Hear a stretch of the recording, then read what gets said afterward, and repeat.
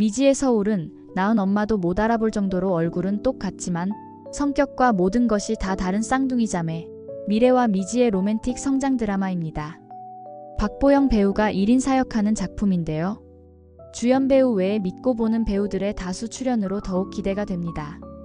교감 선생님으로 나오는 분홍 아줌마 김선영 배우, 미래 미지의 엄마 장영남 배우, 그리고 로사식당 원미경 배우입니다. 모두 탄탄한 연기자들이어서 그들 보는 재미로 이번 드라마는 정주행할 것 같아요. 선천적인 심장병으로 어린 시절 병원에서 지내는 시간이 더 많았던 허약한 신체의 소유자 미래. 하지만 밥 먹듯이 전교 1등하고 취업까지 엘리트로 성공합니다. 자신이 아프면 가족들이 힘드니까 웬만하면 꾹 참는 게 특기인 완벽한 미래. 미래가 공부할 때 전교 1등이라면 미지는 밥 먹을 때 전교 1등. 그러다가 너는 뛰어야 하는 운명이라는 선생님의 말 한마디에 육상선수로 활약하게 됩니다. 정말 노력보다 재능이 우선이라는 미래의 질투만큼이나 훌륭하게 해내지만 경기 중 부상을 입고 더는 꿈도 계획도 없이 몸뚱이 하나 튼튼한 게 특기인 미지. 어제는 끝났고 내일은 멀었고 오늘은 아직 모른다는 미지의 대사는 어쩐지 이들의 운명이 뒤바뀔 것 같은 메시지로 들리는데요. 아, 그리고 쌍둥이 나오는 드라마가 옛날에는 뭔가 좀 어색했는데 지금은 너무 자연스러워요. 이들의 시작은 30살부터 시작합니다. 미래는 서울에서, 미지는 고향에서 매일 똑같은 일상을 살고 있는 쌍둥이들에게 사건이 터집니다. 바로 서울에서 공기업에 다니는 미래가 직장 왕따를 당하며 하루하루 아주 숨막히게 살고 있었던 것입니다. 미지가 엄마의 등살에 미래에게 반찬을 갖다 주러 서울에 올라가면서 미래의 상황을 알게 된 것인데요. 미래의 사무실 자리가 복사기 옆자리라면 말 다 했지요? 이것은 그냥 퇴사하라는 말인데 미래는 할머니 병원비며 대출금이며 직장을 그만둘 수 없는 상황입니다. 그래서 미래의 특기인 참고 버티고 버티다가 아프면 회사 안 가도 되니까 아파트에서 뛰어내리려고 하는데 마침 서울에 온 미지에게 발견됩니다.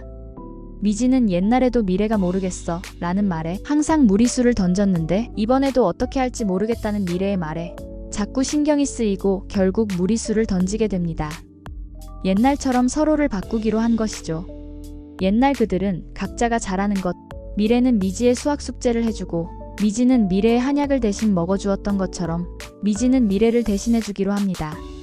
그렇게 미래의 인사이동을 앞둔 몇 달 동안만 미지가 말합니다. 내가 너로 살게, 너는 나로 살아. 그렇게 미지의 서울이 시작되었습니다.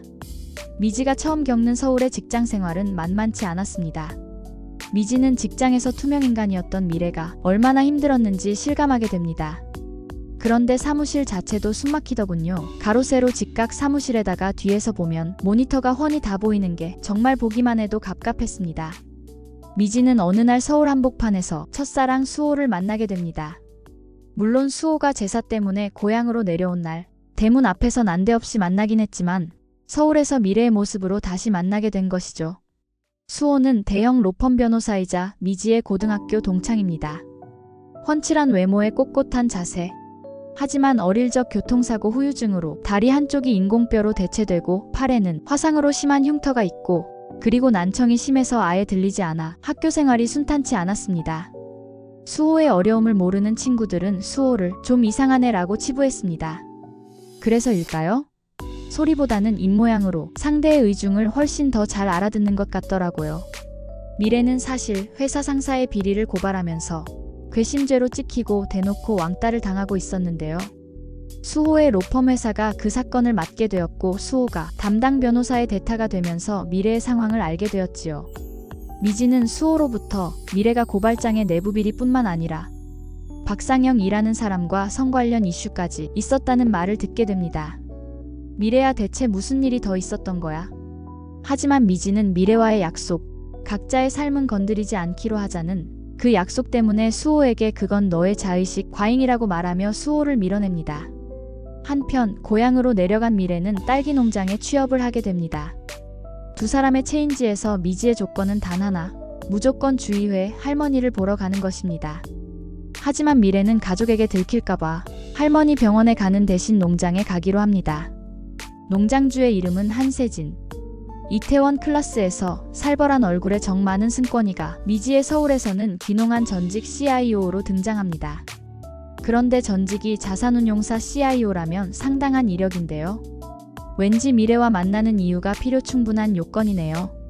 미래가 출근한 첫날, 세진은 미래에게 하고 싶은 거 하라고 합니다. 출퇴근도 알아서 하고 할 것 없으면 놀아도 된다고 합니다. 그래도 매일 일당 20만 원씩 준다고 하네요. 와, 이거 정말 개꿀인데요?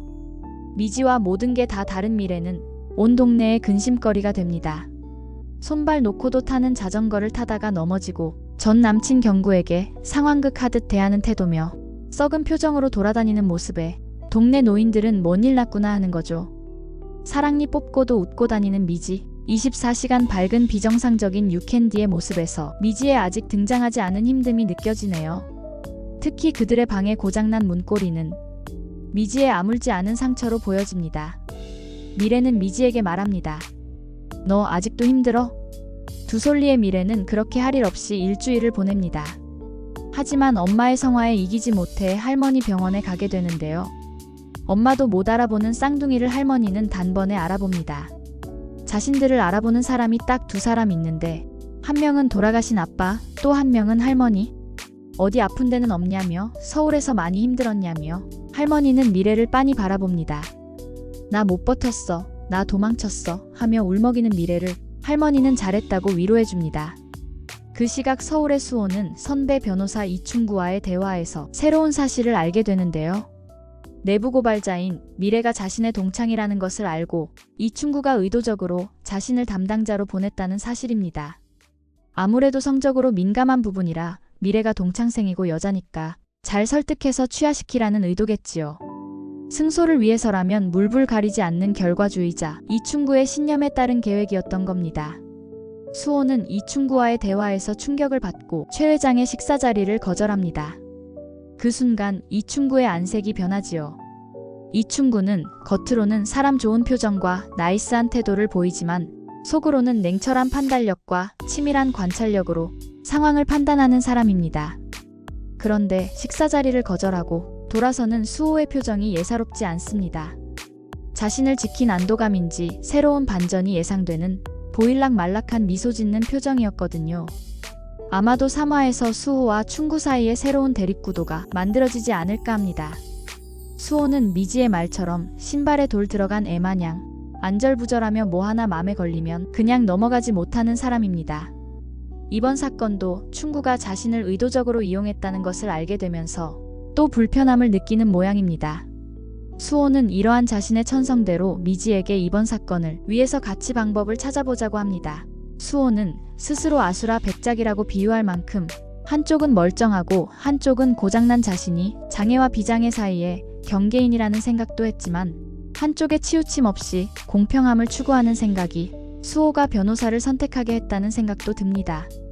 하지만 수호는 변호사 일을 하면서 종종 불편함을 느낍니다. 그리고 깨닫죠. 내가 틀린 게 아니라 나를 잊고 있었구나. 그래서 내가 또 뭘 잊어버렸는지 학교 시절 오답노트 체크하듯이 찬찬히 뒤집어 보겠다고 합니다. 그런 수호를 보면서 미지는 쌍둥이 자신들도 서로를 모르면서 대충 찍어 맞히곤 안다고 착각했다는 것을 돌아보게 됩니다. 미지는 자기랑 똑같은 미래를 그동안 잘 안다고 생각했는데 이제 보니 너무 다르다는 것을 알게 됩니다. 보이는 것이 다가 아니다는 미지의 거울 속 좌우명처럼 서로를 안다는 것은 어쩌면 보이는 모습들과 보여주는 모습들의 결과물일지도 모르겠습니다. 틀리고 나서 알았으니까 언젠가 제대로 푸는 날이 올까 하는 미지의 세계를 응원해봅니다.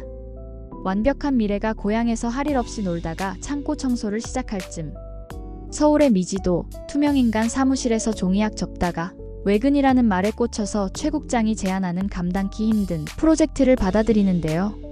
바로 로사식당 건물을 매입하는 것입니다. 그리고 정말 녹록지 않는 김로사 여사를 만나게 됩니다.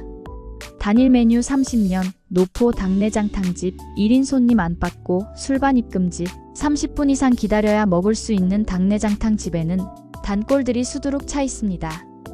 김로사 여사는 완전 허름한 가게의 주인이지만 한때는 시를 썼고 그 시집으로 돈을 벌었는데 그 수입은 모교에 기부했다고 하죠.